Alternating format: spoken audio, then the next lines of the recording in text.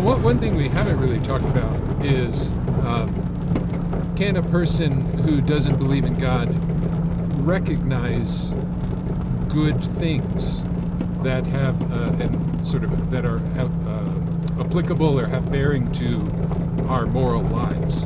So I'm thinking about here things like, well, tonight or tomorrow I'll talk to the students about what are some types of good things that we as human beings, regardless of religious belief, but what are some types of good things that we all human beings share in common? Mm-hmm. So something like friendship.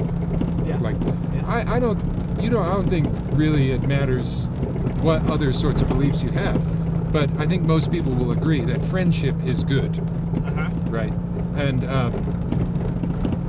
other things like good health, right, or life itself is good. Now you might get some disagreement around the edges on that one, but I like friendship. I mean, it's almost indisputable that friendship is good. Mm-hmm. So if you combine that with more or less also, I think, unobjectionable principle that good is what we as human beings ought to pursue and try and go after and accomplish, and evil is what we ought to avoid. Right.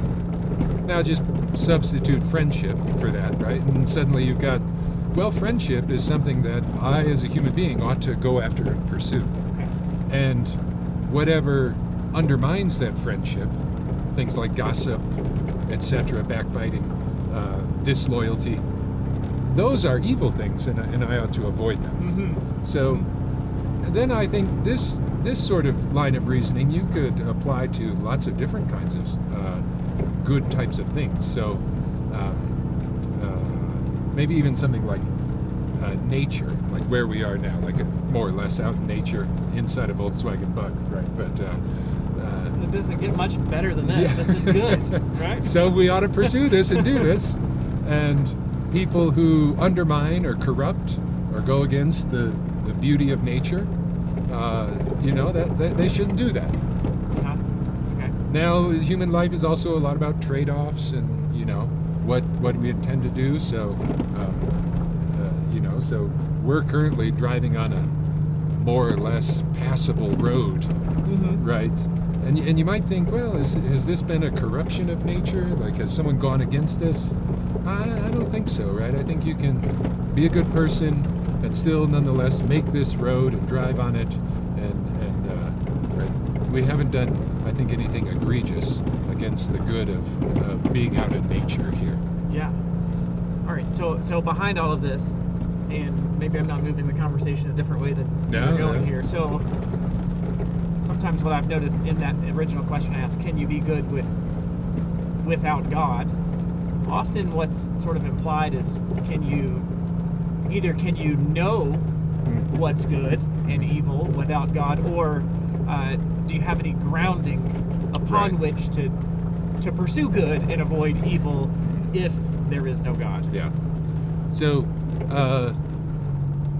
I'll be a good philosopher here and say it depends on what you mean by a number of those things. So I think one thing I sort of answered maybe one of the first questions you asked there was, can you recognize that there are good things, right? And I think people, regardless of religious belief, can recognize that friendship is good. Yeah. And we don't have to assume that anyone's really lying to themselves about that. Oh, we don't, we don't want them to figure out that I really don't like friendship, right? Yeah. No.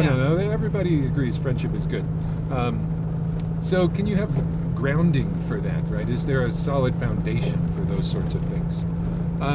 Here is again where it depends. So take a philosopher like Aristotle, so pre-Christian, and he thought that it was clear that friendship was good, and that friendship, the goodness of friendship, was grounded in sort of, it's complicated, but we could say overall general goodness of the universe as a good thing. Aristotle also believed in a God. He wasn't a personal God, like the Christian tradition holds. So I think there are limits to the kind of foundation that one could have apart from God. Okay. Now, I think within the Christian tradition, it's a very strong foundation. If you were to ask, well, why is friendship good? I think that question makes sense, right? Some people actually regard that as, well, it just is, you see, right? And then we're done asking.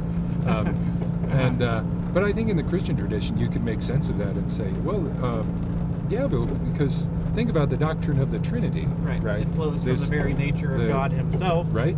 And is therefore evident in the way that he designed the world. Yeah. Okay. And if you want to push that even further, right, then you get into arguments about, well, it's necessary that God exists, right? So in a way, given what we know about God, and if we have good arguments for the necessity of God's existence, then we also, turns out, have a kind of good argument through various twists and turns for the necessity of the goodness of friendship. And I think that's about as strong as a foundation as you can get.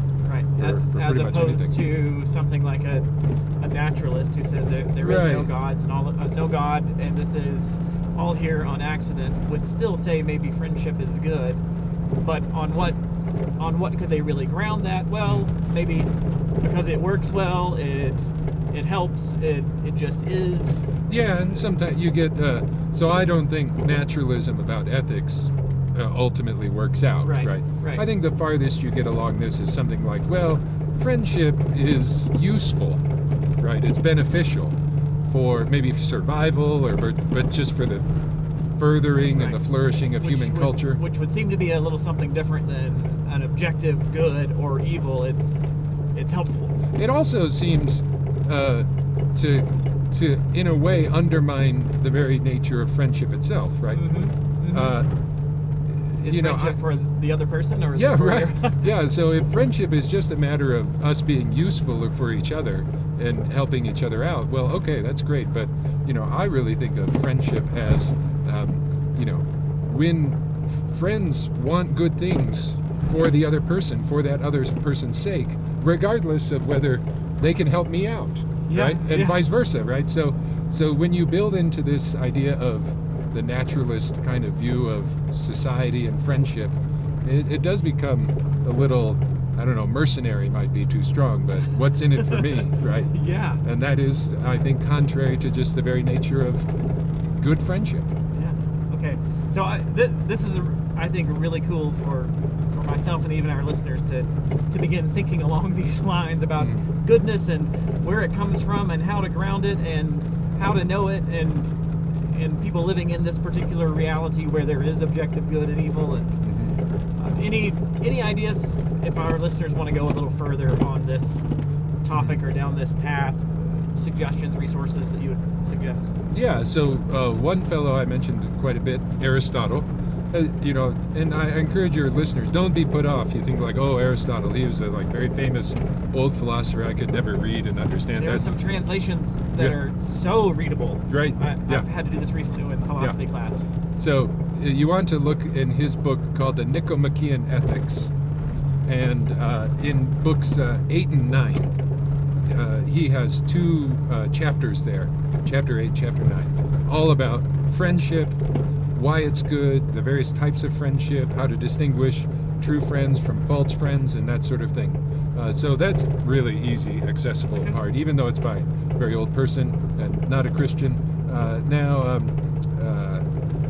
Let's see, maybe for ethics more generally, two of my former professors, J.P. Moreland and Gary DeWeese, they have a great book called, I think it's Philosophy Made Slightly Less Difficult. And that has a good chapter in it on ethics, which is very approachable, very accessible. Okay. Excellent. Well, this was very helpful and a fun conversation. Thanks for joining today with me and Roscoe. Yeah, my pleasure.